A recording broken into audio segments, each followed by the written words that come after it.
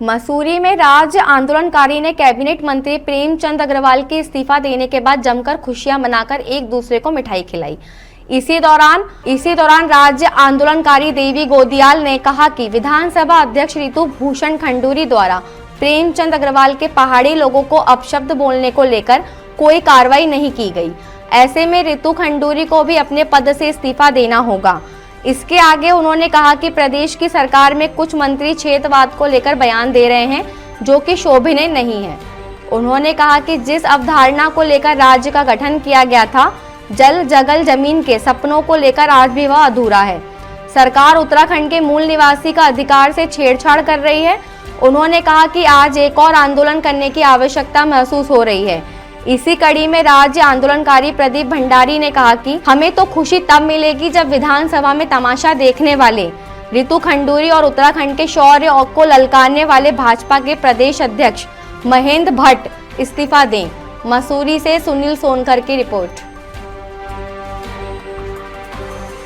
सरकार का एक जिम्मेदार मंत्री इस तरह के बयान दे तो ये अच्छा नहीं था।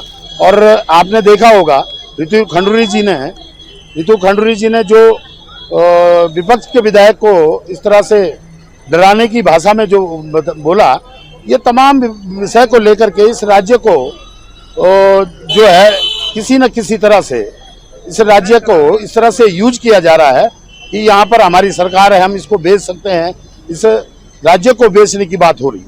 लगातार आप देख रहे होंगे कि जिस अवधारणा को लेकर के ये राज्य बना था, जल जंगल जमीन के सवाल को लेकर के जब लोग इकट्ठा हुए थे, माताएं बहनें और मातृशक्ति जब इस आंदोलन में आई थी तो यही मांग को लेकर के आई थी कि हमारे को रोजगार मिले और इस जल जंगल जमीन सुरक्षित रहे और छोटा राज्य होगा, इसका विकास होगा। परंतु दुर्भाग्य की बात है कि यहाँ पर का मूल निवास को बदलने के लिए लगातार ये सरकार कितनी छेड़छाड़ कर रही है।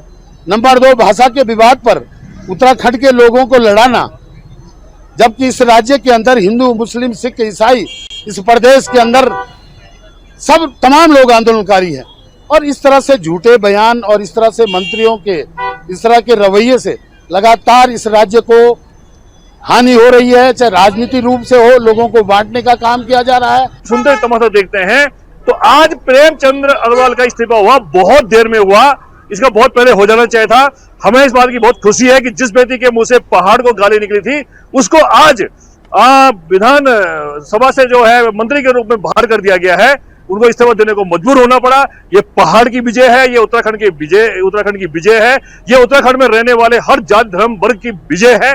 और ये सबक है वो हर विधायक को, हर जनप्रतिनिधि को, हर मंत्री को कि उनको किस प्रकार से अगर उनको चुन के भेजते हैं तो क्या उनकी जिम्मेदारी बनती है, किस प्रकार का उनका बर्ताव विधानसभा में प्रदेश जनता के बीच होना चाहिए।